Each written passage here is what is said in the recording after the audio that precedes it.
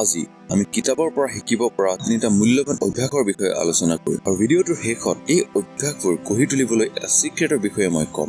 Number 1, স্বাস্থ্যকৰ জীৱনশৈলীৰ অভ্যাস।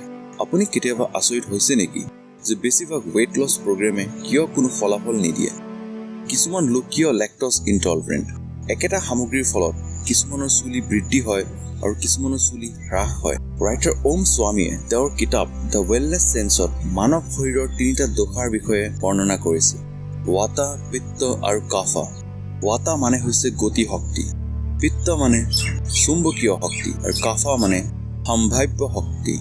অধিপত্যৰ ওপৰত নিৰ্ভৰ কৰি এই তিনিটাৰ মানৱ শৰীৰৰ ওপৰত পৃথক প্ৰভাৱ আছে। এক উৎকৃষ্ট স্বাস্থ্য ৰখাৰ বাবে এই তিনিটা দশাৰ মাজত এক সঠিক ভাৰসাম্য থাকিব লাগে। স্বামীয়ে সঠিক আহাৰ আৰু জীৱনশৈলীৰ সৈতে কেনেদৰে এই ভাৰসাম্য বিচাৰিব লাগে সেয়াও বৰ্ণনা কৰিছে। দশাৰ ওপৰত নিৰ্ভৰ কৰি বিভিন্ন ধৰণৰ খাদ্যৰ বিষয়ে ব্যাখ্যা কৰিছে। কিছুমান খাদ্য কেনেদৰে এচিডিক আৰু কিছুমান ক্ষাৰকীয় আৰু কোনবোৰ খাদ্য কি সময়ত খাব লাগে।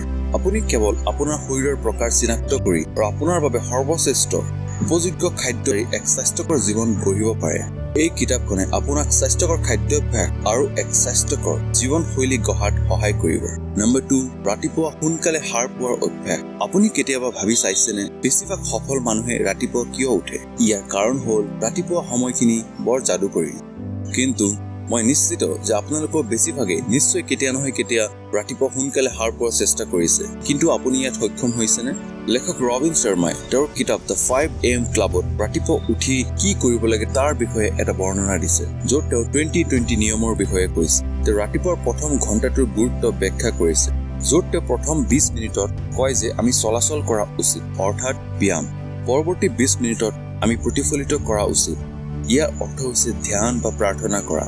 আৰু শেষৰ 20 মিনিটত আমি গ্ৰ' হোৱাৰ কথা কৈছে, মানে আমি কিবা এটা নতুন শিকিব লাগে। এই ৰাতিপুৱাৰ অভ্যাসটোৱে আপোনাৰ জীৱন সলনি কৰিব পাৰে। এই অভ্যাসটোৱে আপোনাৰ দিনটোৰ এটা শুভ আৰম্ভ কৰিব আৰু গোটেই দিনটো আপোনাক অধিক প্ৰডাক্টিভ কৰি ৰাখিব। নম্বৰ 3, কৃতজ্ঞতাৰ অভ্যাস। এই বিশ্ব ব্ৰহ্মাণ্ডৰ আটাইতকৈ শক্তিশালী বস্তুটো হৈছে কৃতজ্ঞতাৰ অনুভূতি। কৃতজ্ঞতাৰ অভ্যাসে কেৱল আপোনাক সুখী কৰাই নহয়, কিন্তু আপোনাৰ স্বাস্থ্য আৰু মানসিকতাও উন্নত কৰিব পাৰে। অথৰ ৰন্ডাবাৰ্নে তেখেতৰ কিতাপ দ্য মেজিকত 28 দিনৰ কৃতজ্ঞতাৰ এক অনুশীলনৰ বিষয়ে বৰ্ণনা কৰিছে। আপুনি এই 28 দিনৰ কৃতজ্ঞতাৰ অনুশীলন কৰাৰ পিছত আপোনাৰ জীৱনত এক অভূতপূৰ্ব পৰিৱৰ্তন দেখিব। আপুনি আপোনাৰ জীৱনত যাদু ঘটি থকা দেখিব। এতিয়া মই আপোনালোকক এই অভ্যাসবোৰ গঢ়ি তোলাৰ এক ৰহস্যৰ বিষয়ে ক'ম, আৰু এই ৰহস্যটো হৈছে অভ্যাস গঢ়াৰ অভ্যাস। হয়, আমি অভ্যাস এটা আৰম্ভ কৰাৰ আগতে আমি জানিব লাগিব যে অভ্যাসবোৰ কেনেদৰে গঠন হয় আৰু আমি সেইবোৰ কেনেদৰে স্বয়ংক্ৰিয় কৰিব পাৰোঁ। অন্যথা এই অভ্যাসবোৰ কিছু সময়ৰ পিছত আপোনাৰ জীৱনৰ পৰা নাইকিয়া হৈ যাব। লেখক জেমছ ক্লিয়াৰে তেওঁৰ কিতাপ দ্য এটমিক হেবিটত অভ্যাসবোৰ গঢ়াৰ 4টা স্তৰৰ বিষয়ে উল্লেখ কৰিছে। অভ্যাসবোৰ বাৰে বাৰে কৰা আচৰণৰ বাহিৰে আন একো নহয়, আৰু সেই 4টা পৰ্যায় হৈছে কিউ, ক্ৰেভিংছ, ৰেছপন্স আৰু ৰিৱাৰ্ড। সেয়েহে এটা অভ্যাস গঢ়ি তুলিবলৈ নিশ্চিত কৰিব যে আপোনাৰ কিউটো স্পষ্ট, আপোনাৰ ক্ৰেভিংটো আকৰ্ষণীয়, আপোনাৰ ৰেছপন্সটো সহজ আৰু ৰিৱাৰ্ডটো সন্তোষজনক। এই 4টা স্তৰ ব্যৱহাৰ কৰি আপুনি দীৰ্ঘম্যাদী অভ্যাস গঢ়ি তুলিবলৈ সক্ষম হ'ব।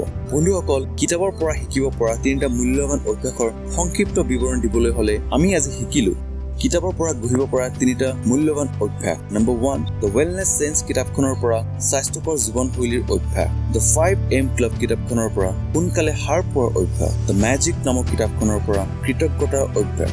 বন্ধুসকল, আজি ভিডিঅ'টো ইয়াতে সামৰণি মাৰিছো। যদি আপুনি ভিডিঅ'টোৰ পৰা কিবা এটা নতুন শিকিব পাইছে, তেন্তে এটা লাইক কৰিব আৰু কমেণ্ট কৰি জনাব আপুনি কোনটো অভ্যাস গঢ়ি তুলিবলৈ উৎসাহিত। গতিকে বন্ধুসকল, পুনৰ লগ পোৱাৰ প্ৰতিশ্ৰুতিৰে সকলোকে নমস্কাৰ।